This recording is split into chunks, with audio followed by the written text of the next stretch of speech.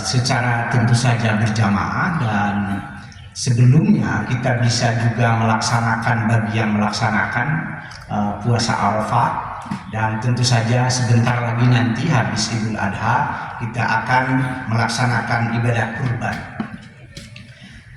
Nah, pertanyaannya, apa sih salah satu hikmah yang bisa kita ambil dari perayaan Idul Adha ini? Salah satunya hemat saya sesuai dengan tema khutbah, Idul Adha dan haji mementingkan, menekankan bahwa kita sebagai umat Islam harus melakukan keseimbangan hidup yang sering disebut sebagai bersikap moderasi beragama. Paling tidak yang ingin saya sampaikan pada 3 hal. Pertama, keseimbangan antara jasmani dan rohani. Yang kedua, keseimbangan antara ketuhanan dan juga kemanusiaan. Dan terakhir adalah keseimbangan antara antroposentrisme dan ekosentrisme. Mari saya jelaskan satu persatu meskipun mungkin tidak lengkap. Pertama, Idul Adha dan juga haji, betapa kita sebagai manusia itu diingatkan mengenai pentingnya ruhani. Karena sesungguhnya Idul Adha juga itu adalah miniatur Idul Fitri juga, karena diawali dengan puasa, lalu kita melakukan sholat Idul Adha, lalu yang membedakan adalah adanya yang kita sebut kurban. Nah, ini semua memperlihatkan betapa manusia tidak mungkin bisa hidup bahagia tanpa adanya pemenuhan ruhani. Karena sesungguhnya yang esensial dari kehidupan manusia sesungguhnya adalah rohani. Maka bagi kita akan mendapatkan kebahagiaan yang luar biasa dari kemarin, meskipun misalnya berlapar-lapar untuk melaksanakan puasa Arafah yang pahalanya menghapus dosa masa lalu dalam setahun dan juga masa depan. Dan hari ini kita pagi-pagi sudah bangun untuk melaksanakan sholat Idul Adha, bahkan sebentar lagi kita akan berkorban. Ini artinya sesuai dengan ayat Al-Quran bahwa di dalam diri manusia itu tidak mungkin bisa mendapatkan kebahagiaan kalau kita hidup hanya memenuhi jasmani saja. Yang karena itulah di beberapa negara yang tingkat ekonominya tinggi gitu ya, misalnya yang belakangan itu bukan hanya di Amerika maupun di negara-negara Eropa Barat, tetapi juga di Jepang dan Korea tingkat bunuh dirinya itu tinggi. Kenapa? Karena mereka di dalam bahasa sains senang pada roti tetapi membuang hal-hal ilahi. Karena itulah jumlah orang yang ateis atau minimal agnostik. Agnostik itu percaya pada Tuhan tetapi tidak beragama, itu sangat tinggi. Bahkan yang terakhir Spanyol saja yang itu adalah basis Katolik, sekarang itu Perdana Menterinya adalah orang ateis. Nah, mereka kenapa bunuh diri? Karena mendapatkan makna hidup. Beda dengan kaum muslimin. Kaum muslimin itu di Indonesia meskipun tingkat ekonominya rendah, tetapi tingkat kebahagiaan batin dan tingkat stresnya itu rendah. Karena itu tingkat bunuh dirinya juga rendah. Nah, salah satunya adalah yang kita rasakan setiap kali di Idul Adha. Nah, ini menunjukkan bahwa sesungguhnya sebagaimana yang disebut oleh Allah, ruh kita itu berasal dari alam ketuhanan. Wa nafakhtu fihi min ruhi, dan aku tiupkan, kata Allah, dari ruhku. Karena itulah ruh manusia itu berasal dari alam ketuhanan. Yang karena itulah di alam ruhani dulu sebelum kita hidup, kita berjanji, kata Allah, alastu birabbikum, apakah aku Tuhanmu? Kata kita di alam arwah, ya benar. Yang karena itulah maka manusia tidak mungkin tanpa memiliki agama. Karena itulah filosof seperti Henry Louis Bergson bilang bahwa tidak mungkin dari kehidupan manusia itu hilang apa yang disebut dengan kepercayaan atau agama. Mungkin orang bisa hidup tanpa ilmu pengetahuan dan seni, tetapi orang tidak mungkin hidup tanpa memiliki agama. Yang karena itulah kredo di dalam Islam itu diawali dengan la ilaha illallah. Kalau kita berhenti di la ilaha, itu berarti ateis. Karena itulah para pendai di barat sering bilang kalau ketemu dengan orang ateis, Anda sudah setengah Islam. Karena di dalam Islam itu yang paling ditakutkan, meskipun ateisme ditakutkan, tapi yang paling ditakutkan adalah politeisme. Mengangkat sesuatu yang bukan Tuhan, tapi diangkat sebagai Tuhan. Harta, tahta, kuasa, cinta, dan lain sebagainya. Yang itu disebut pemberhalaan terhadap hal-hal selain Allah. Itu yang paling dikhawatirkan. Karena problem manusia itu adalah problem ingin mengangkat sesuatu yang bukan Tuhan, diangkat setingkat Tuhan. Nah, karena itulah maka di dalam puasa itu, di dalam ini kita bisa lihat apa yang disebut dengan di pakaian ihram. Pakaian ihram di dalam haji, yang dimana saudara-saudara kita masih sedang melaksanakan ibadah haji, mungkin di sana sekarang sedang melontar jumroh. Pakaian ihram itu kan hanya putih-putih. Ini menunjukkan bahwa hidup ini sederhana. Yang baik hidup itu adalah zuhud. Tidak terlalu senang mencintai berlebihan terhadap hal-hal yang bersifat duniawi dan materi, uang terutama itu ya. Tidak begitu. Kenapa? Karena kata Nabi, ketika Nabi ditanya, wahai Nabi, tunjukkan aku yang membuat aku dicintai Allah dan manusia. Kata Nabi apa? Uzhud fid dunya yuhibbukallah. Zuhudlah, hiduplah asketik, hiduplah sederhana. Tidak berlebihan mencintai dunia sehingga memang tabrak sini tabrak sana. Misalnya kalau jadi pejabat melakukan korupsi, baik kecil maupun besar. Karena korupsi itu bisa by need, ya. Korupsi kecil bisa juga by greed gitu ya. Meskipun yang by greed itu yang paling berbahaya saya kira. Allah akan mencintai. Bahkan juga zuhudlah terhadap apa yang dimiliki manusia, maka manusia lain akan mencintai kita. Ini di dalam hikam itu disebut problem manusia itu adalah terlalu banyak keinginan. Itu yang membuat dia tidak bahagia. Orang misalnya sebenarnya cukup dengan punya motor, tapi karena tetangganya punya mobil, nggak senang. Apa yang terjadi? Hidupnya nggak bahagia. Bahkan ada orang tidak bisa membedakan mana keinginan, mana kebutuhan. Kita seringkali memenuhi keinginan, bukan memenuhi kebutuhan. Karena itulah hidup ini kayak puasa kemarin, kayak puasa Arafah. Nabi itu sering ketika datang ke rumah Aisyah, tidak ada apa-apa. Wahai Aisyah, punya apa? Kalau ada, makan. Kalau nggak ada, ya puasa. Hidup begitu sesederhana itu. Dan kebahagiaan akan didapat ketika kita berbuka puasa. Nah, yang ketiga itu ya, bahwa di dalam Islam ruhani itu begitu penting, dan itu bisa dilihat dari takbir dan talbiyah.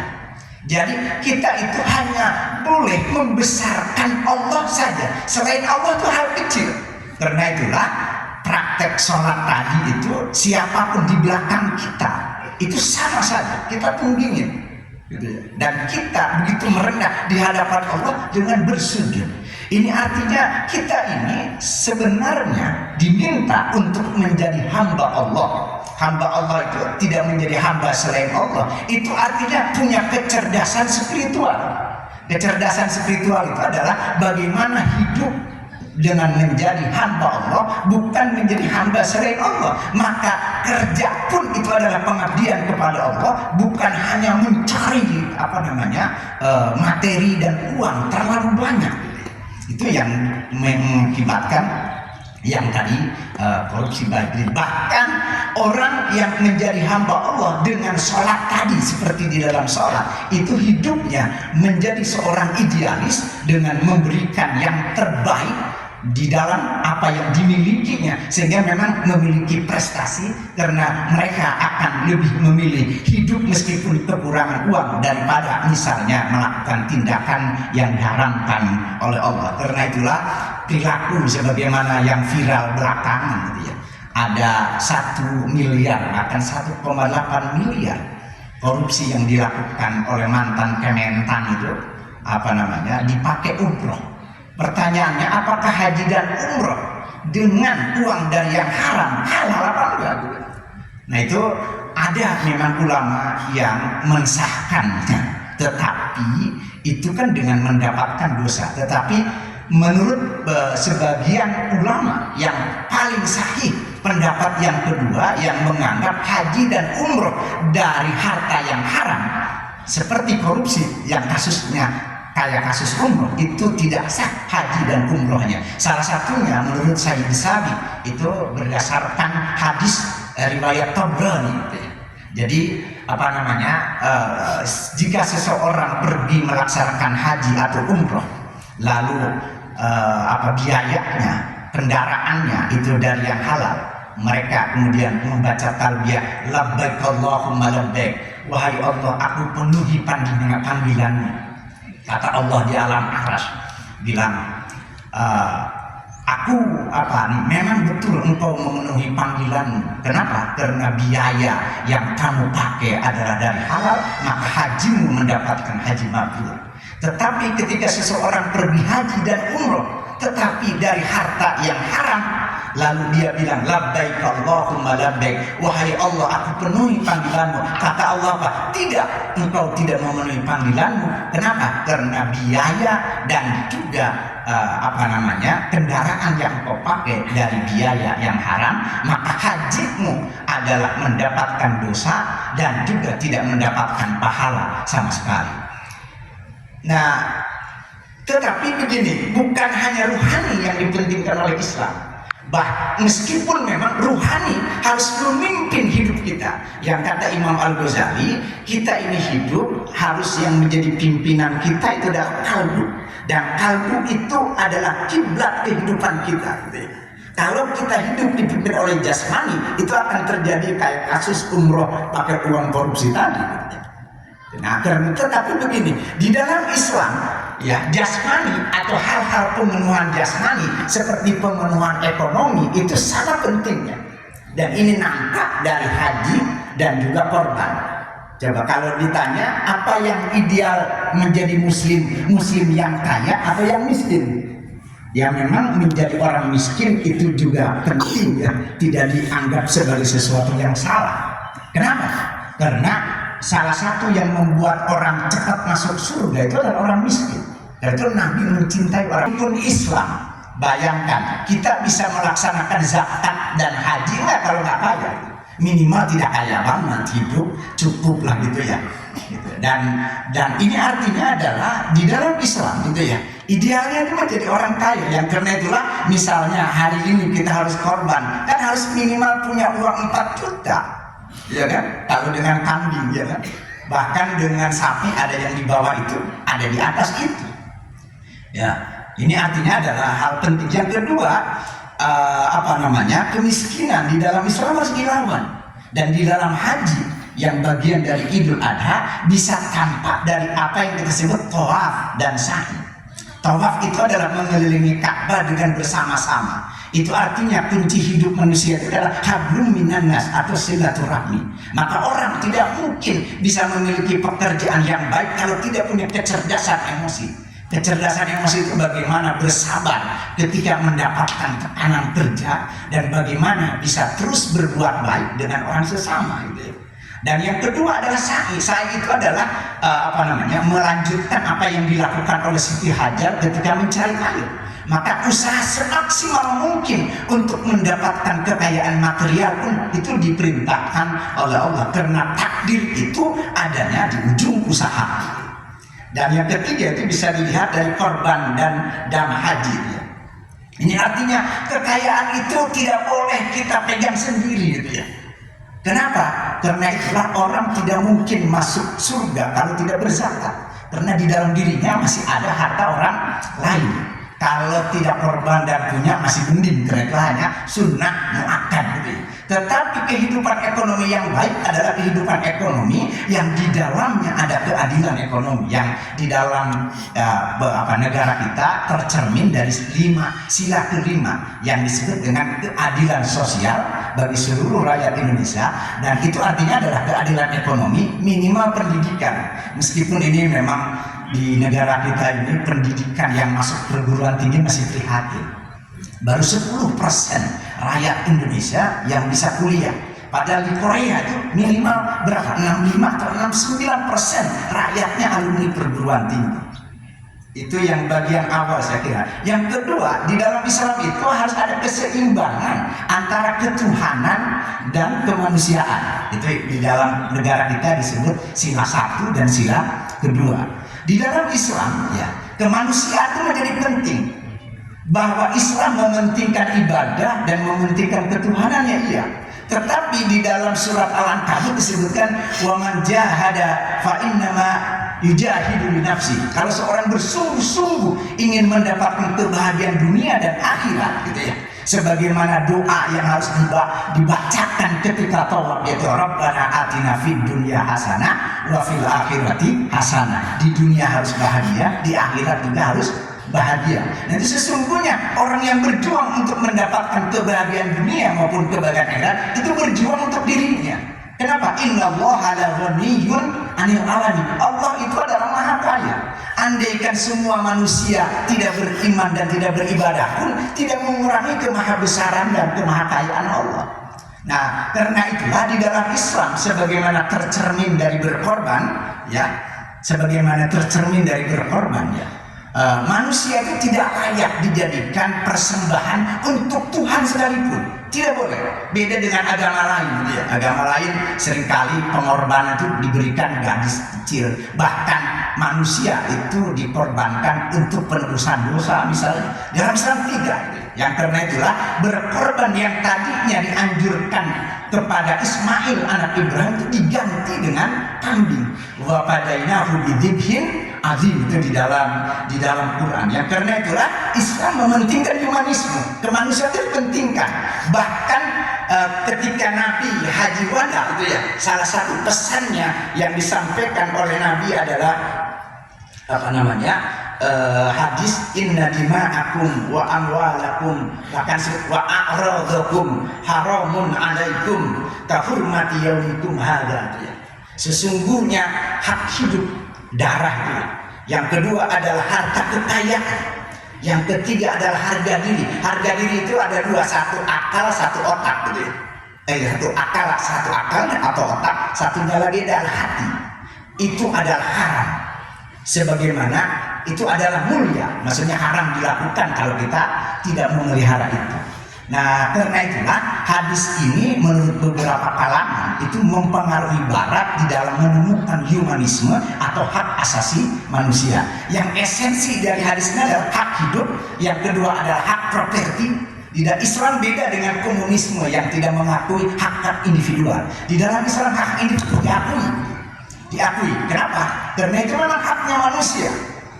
Dan yang ketiga adalah a'radukum. Karena itulah menurut Imam Asy-Syafi'i itu ya, agama itu datang terutama Islam untuk menjaga 5 hal. Satu adalah menjaga agama, menjaga moralitas. Karena itulah perzinahan suka sama suka pun haram. Kenapa? Bahkan dosa besar. Kenapa? Itu tidak cocok dengan manusia yang punya moralitas, yang punya hati. Yang kedua untuk menjaga hak hak hidup. Gitu ya. Maka hak hidup itu adalah hak suci, hak setiap manusia. Yang ketiga adalah hak akal, pendidikan dan ilmu pengetahuan dipentingkan. Makanya kalau umat Islam pengen maju, kuncinya 2 gitu ya. Satu adalah keimanan, integritas, takwa gitu ya. Bahkan ini lebih penting di atas ilmu pengetahuan. Yang kedua adalah ilmu pengetahuan.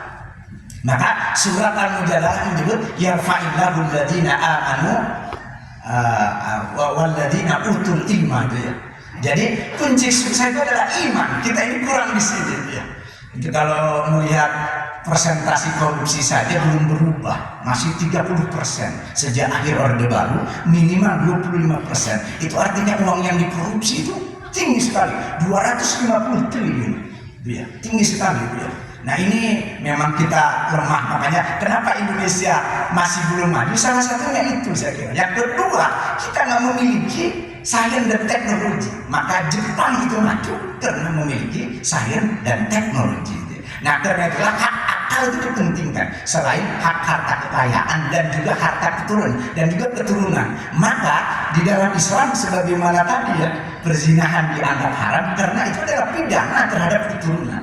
Orang macam Steve Jobs itu selalu terhina kalau dia disebut sebagai anak haram. Nah, saya kira ada banyak yang lagi. Misalnya pakaian ihram itu menunjukkan persamaan. Tetapi begini, di dalam Islam persamaan itu harus tetap menjunjung tinggi meritokrasi. Meritokrasi apa? Memberikan reward kepada mereka yang berprestasi, bukan karena keturunan, bukan karena harta kekayaan, bukan karena yang lain. Nah, kita itu masih kurang di sini gitu ya. Padahal inna akramakum indallahi atqakum. Semua manusia sama, tapi yang membedakan adalah integritas dan kualitas hidupnya. Dan terakhir itu ya, saya kira bisa dilihat bahwasanya yang dipentingkan di dalam Islam itu adalah humanisme, bisa nampak dari al-hajju arafah. Haji itu adalah arafah. Apa arafah? Arafah itu adalah saling mengenal. Maka kalau kita ingin sukses itu adalah salah satu yang harus mengenal satu sama lain meskipun mereka berbeda agama. Yang bagian terakhir yang ingin saya sampaikan adalah Islam itu adalah keseimbangan antara antroposentrisme dengan ekosentrisme. Jadi dunia ini bukan hanya diciptakan untuk manusia saja, tetapi untuk alam itu sendiri. Dan itu bisa dilihat dari ayat di dalam konteks haji itu adalah wa hurrima 'alaikum saydul barri ma dumtum hurma. Ketika ihram itu dilarang untuk memburu hewan. Bahkan juga di dalam hadis yang lain disebut la yuqdadu syajaruhu. Jadi pohon-pohon yang ada di tanah haram itu dilarang untuk dicabut, dirusak. Yang karena itulah ke depan itu mudah-mudahan generasi ke depan jangan sampai pembangunan itu merusak ekologi, karena ekologi dan ekonomi itu dari kata yang sama, yang itu tercermin dari ayat Quran sebagai akhir dari khutbah ini. Sebagaimana wa ma min dabatin fil ardi wala ta'iri yatiru min janahihi illa umamun amsalukum. Tidak ada binatang yang melata dan tidak ada juga burung yang terbang kecuali umat sebagaimana kalian. Ini ada yang disebut visi demokrasi bumi. Yang karena itulah pembangunan itu idealnya adalah pembangunan yang integralistik, yang menyatu dengan alam sehingga dengan alam tidak menjadi bahan dari eksploitasi, karena akan kembali ke kita. Merusak alam adalah merusak diri kita sendiri, sebagaimana Quran zuharal fasadu fil barri wal bahri bima kasabat aydin nas. Merusak alam sama dengan merusak kita.